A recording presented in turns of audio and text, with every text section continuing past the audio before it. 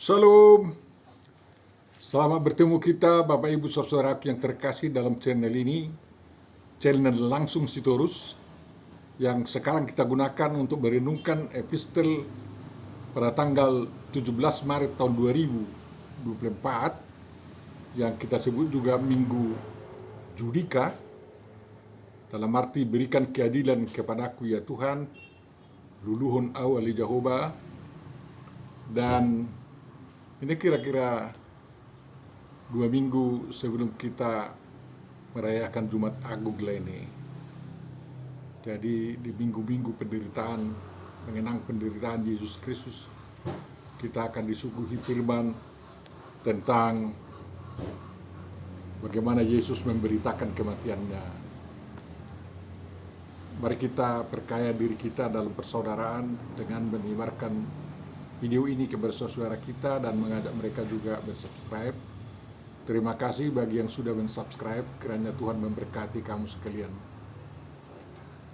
Untuk memulai perenungan kita, Bapak Ibu Saudara yang terkasih, mari kita terima penyertaan dari Tuhan kita. Anugerah dari Tuhan kita Yesus Kristus, kasih setia Allah Bapa dan persekutuan Roh Kudus menyertai dan memberkati kita semua. Amin. Mari kita baca epistel pada tanggal 17 Maret 2024 ini. Epistel untuk Minggu Judika tahun 2024 dari Yohanes 12 ayat 20 sampai ayat 33. Di antara mereka yang berangkat untuk beribadah pada hari raya itu terdapat beberapa orang Yunani. Orang-orang itu pergi kepada Filipus yang berasal dari Betsaida di Galilea, lalu berkata kepadanya, "Tuan, kami ingin bertemu dengan Yesus." Filipus pergi memberitahukannya kepada Andreas. Andreas dan Filipus menyampaikannya pula kepada Yesus. Tetapi Yesus menjawab mereka, katanya, "Telah tiba saatnya Anak Manusia dimuliakan. Aku berkata kepadamu, sesungguhnya jikalau biji gandum tidak jatuh ke dalam tanah dan mati, ia tetap satu biji saja. Tetapi jika ia mati, ia akan menghasilkan banyak buah. Barang siapa mencintai nyawanya, ia akan kehilangan nyawanya. Tetapi barang siapa tidak mencintai nyawanya di dunia ini, ia akan memeliharanya untuk hidup yang kekal. Barang siapa melayani aku, ia harus mengikut aku, dan di mana aku berada, di situ pun pelayanku akan berada. Barang siapa melayani aku, ia akan dihormati Bapa. Sekarang jiwaku terharu, dan apakah yang akan kukatakan? Bapa, selamatkanlah aku dari saat ini? Tidak, sebab untuk itulah aku datang ke dalam saat ini. Bapa, muliakanlah namamu." Maka terdengarlah suara dari surga, "Aku telah memuliakannya, dan aku akan memuliakannya lagi." Orang banyak yang berdiri di situ dan mendengarkannya berkata bahwa itu bunyi guntur. Ada pula yang berkata, seorang malaikat telah berbicara dengan dia. Lalu jawab Yesus, "Suara itu telah terdengar bukan oleh karena aku, melainkan oleh karena kamu. Sekarang berlangsung penghakiman atas dunia ini. Sekarang juga penguasa dunia ini akan dilemparkan keluar. Dan aku, apabila aku ditinggikan dari bumi, aku akan menarik semua orang datang kepadaku." Ini dikatakannya untuk menyatakan bagaimana caranya ia akan mati. Demikian firman yang akan kita renungkan, Bapak Ibu Saudaraku yang terkasih. Tentu saja yang berbahagia adalah orang yang mendengarkan, memelihara, memahami, menghayati, menghidupi dan melakukan firman dan perintah Tuhan. Amin. Yesus memberitakan kematiannya. Pemberitaan Yohanes ini agak berbeda dengan pemberitaan Injil sinoptis tentang bagaimana Yesus memberitahu kematiannya. Karena dalam Injil sinoptis, Yesus memberitakan kematiannya sampai 3 kali. Lalu dia diedulukan masuk Yerusalem, dan kemudian dia ditangkap, diadili, lalu hingga mati, dikuburkan, lalu bangkit. Apa yang diberitakan oleh Yohanes ini adalah benar-benar istimewa. Apabila kita ingin memahami tentang kematian Yesus dan maknanya. Pertama diberitahukan di sana bahwa orang Yunani yang bukan Yahudi sudah mencari dia.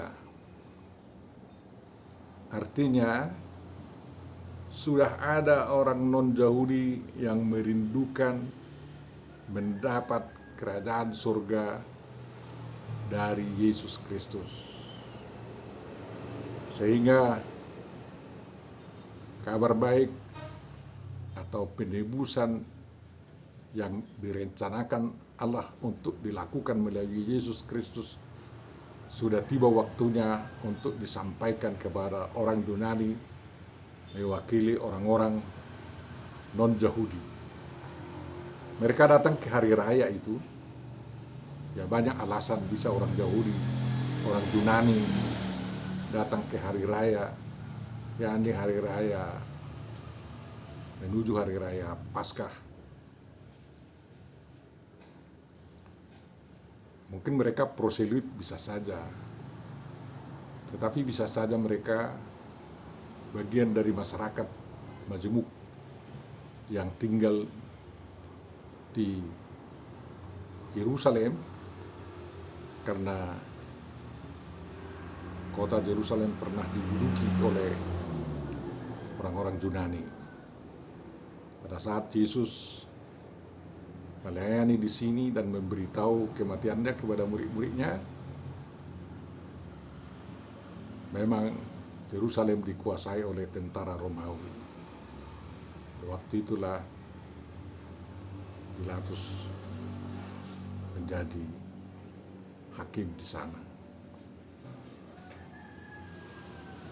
Yesus mengetahui rencana Tuhan yang akan dilakukan di dalam dirinya, yakni melakukan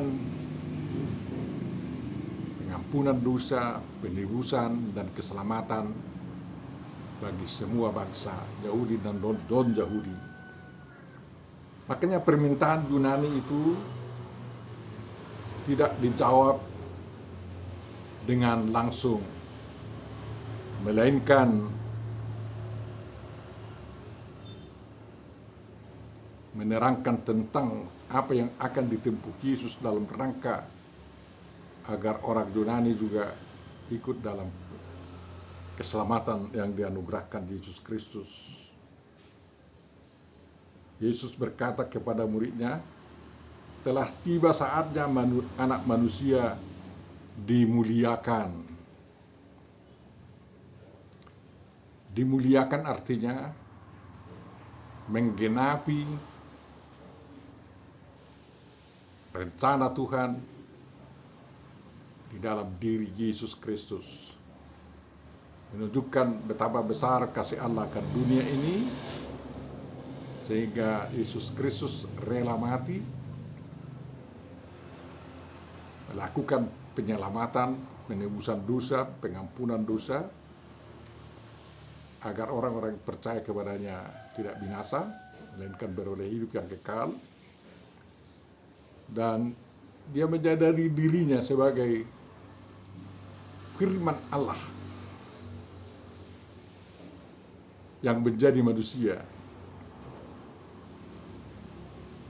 Dan sebagai anak Allah, dia rela mati demi penunaian tugasnya itu, seperti dikatakan Paulus, bahkan rela mati di kayu salib sebagai manusia.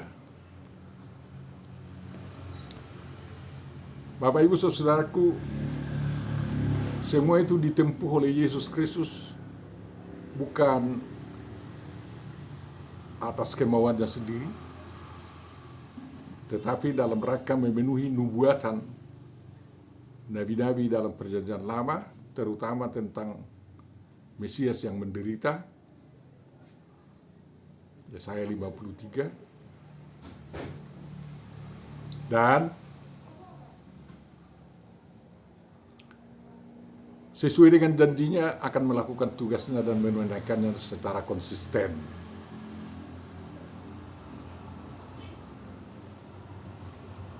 Dia mengambil contoh kematiannya itu dengan contoh yang sangat istimewa. Karena baik orang Yahudi maupun kita sekarang ini mengenal banyak sekali warna kematian. Apa yang dikatakan mati. Orang Batak ada yang mengatakan mati sabula, ya, atau mati suri orang Indonesia katanya, atau mati binasa.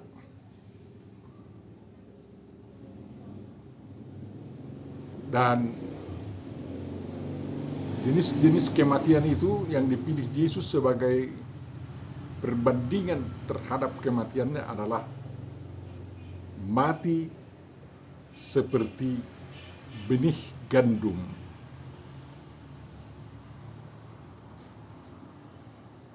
Mari kita telusuri apa artinya mati seperti benih gandum, atau seperti benih padi, atau seperti benih biji sesawi.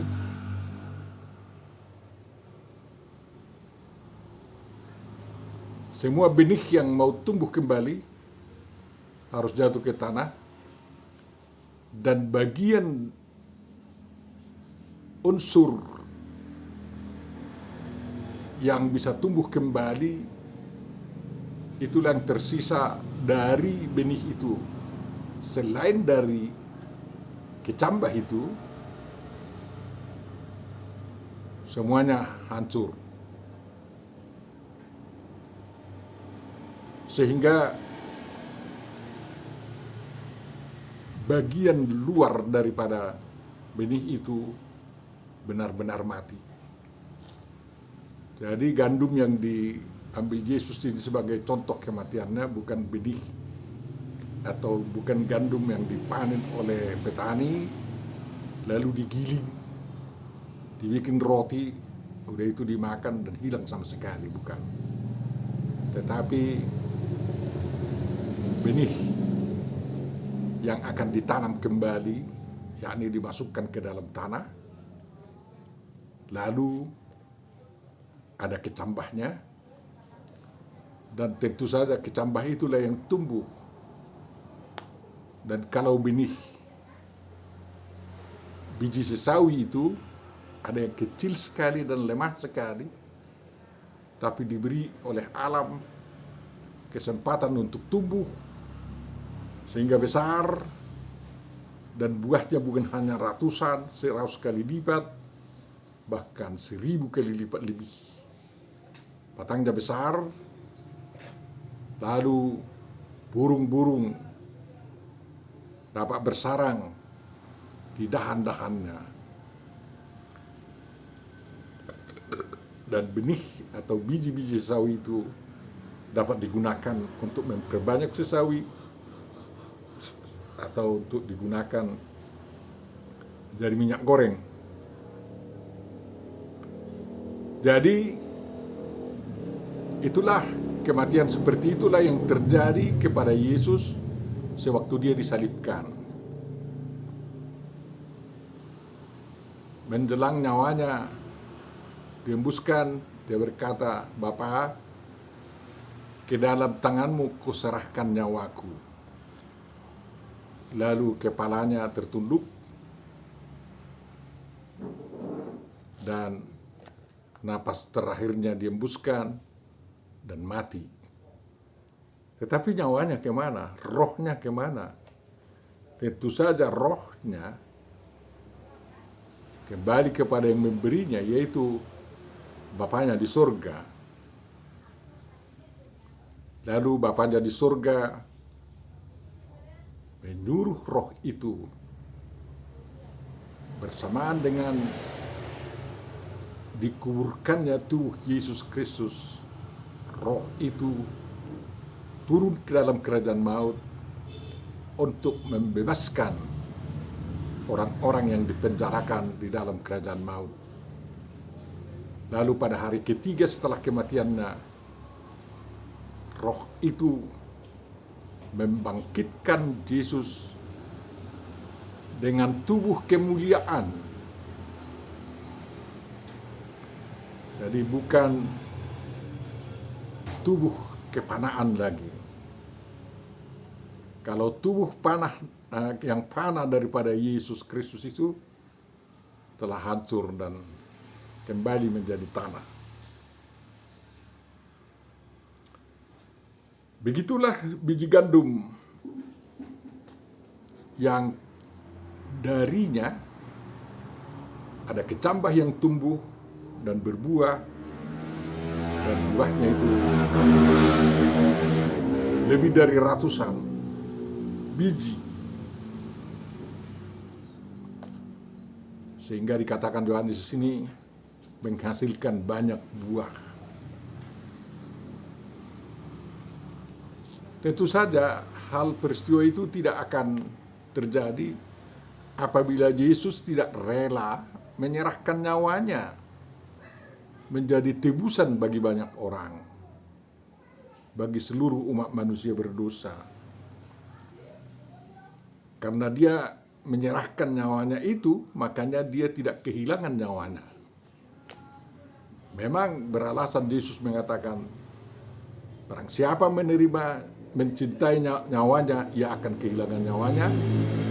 Tetapi barang siapa tidak mencintai nyawanya di dunia ini, ia akan memeliharanya untuk hidup yang kekal.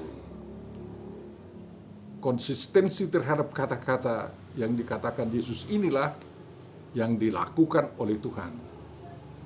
Dia tidak menyayangkan nyawanya sehingga tubuhnya yang panah itu mati. Lalu nyawanya berada di tangan Tuhan dan Tuhan memeliharanya hingga kehidupan yang kekal. Demikian juga gambaran orang-orang percaya kepada Yesus Kristus, sehingga pengorbanan nyawa setiap orang percaya tidak menjadi sia-sia. Tuhan memelihara nyawa orang-orang martir yang menyerahkan nyawanya demi kerajaan surgawi di dalam Yesus Kristus. Orang yang menyerahkan nyawanya itu adalah orang yang melayani Yesus. Jadi makanya dikatakan Yesus, barang siapa melayani aku, ia akan mengikut aku. Dan di mana aku berada, di situ pun pelayanku akan berada. Itu memang keharusan. Karena siapa melayani seseorang, pelayannya harus berada di dekatnya orang yang dilayani. Kalau di rumahnya dia dilayani, tentu saja pelayan dia itu berada di rumah orang yang dilayani. Makanya kalau orang Kristen merasakan dirinya adalah pelayan Tuhan, dia harus konsisten mengikut Yesus di mana Yesus berada.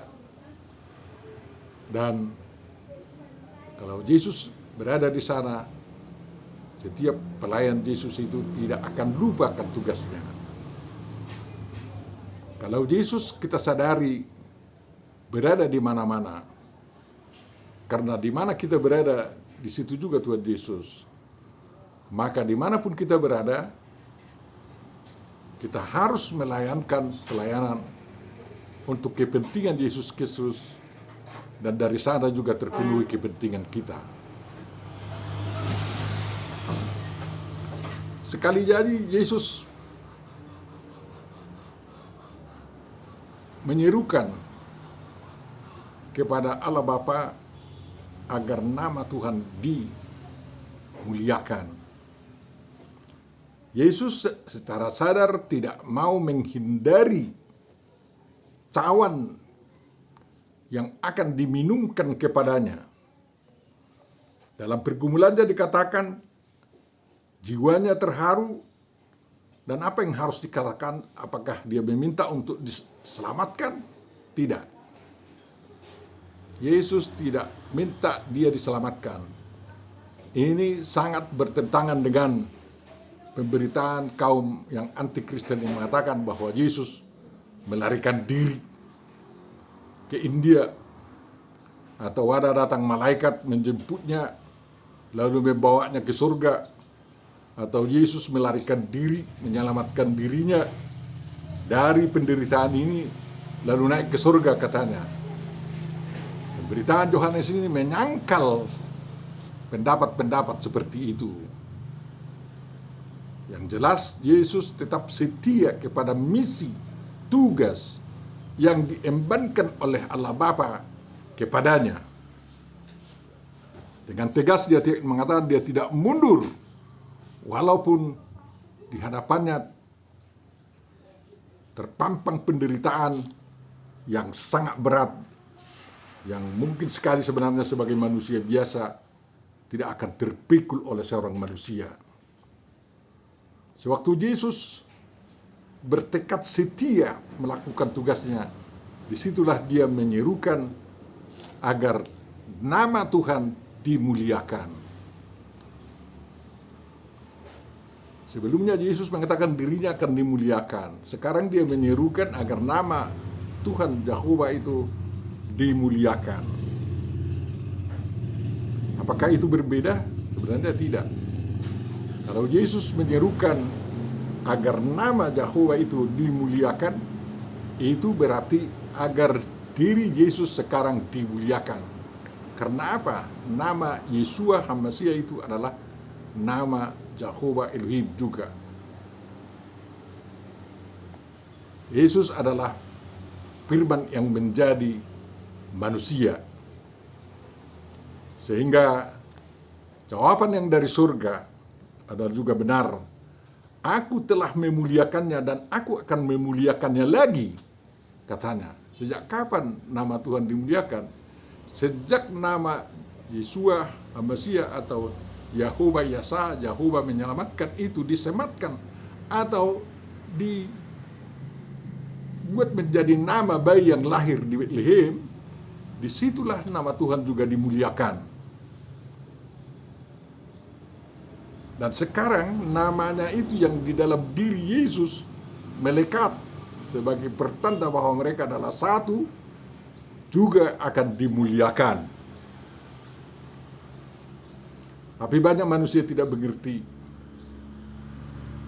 Ada yang mengatakan itu guntur, ada yang mengatakan itu suara malaikat. Begitulah kalau orang jauh dari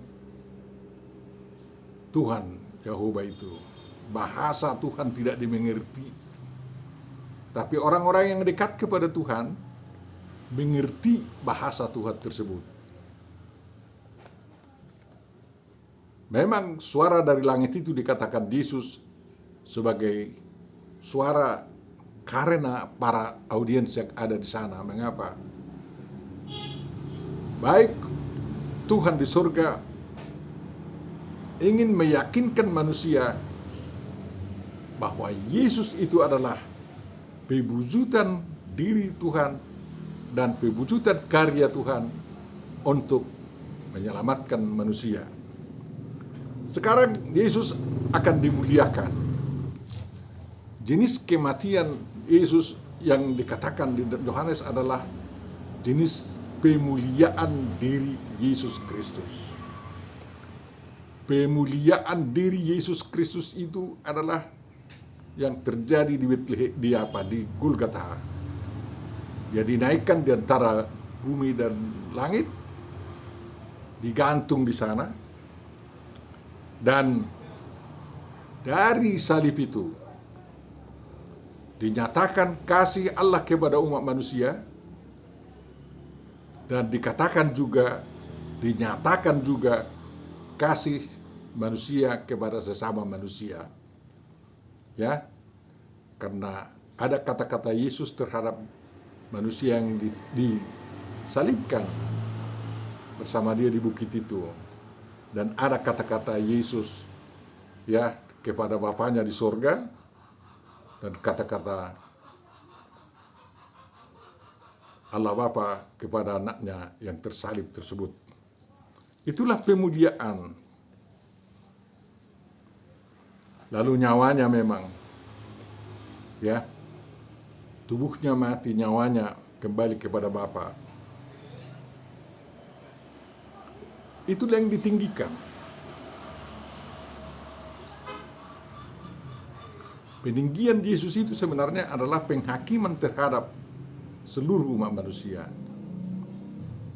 Karena dengan kematian Yesus Kristus atau peninggian diri Yesus Kristus, orang-orang yang menolak Yesus Kristus itu dijatuhi hukuman ke neraka.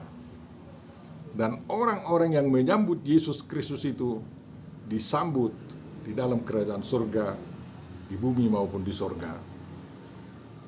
Itulah yang terjadi di Bukit Golgota.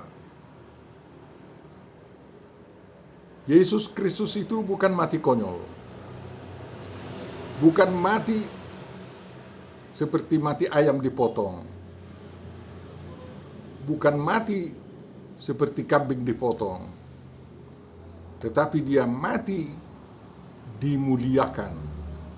Maknanya sungguh banyak dan sungguh dalam bagi seluruh umat manusia.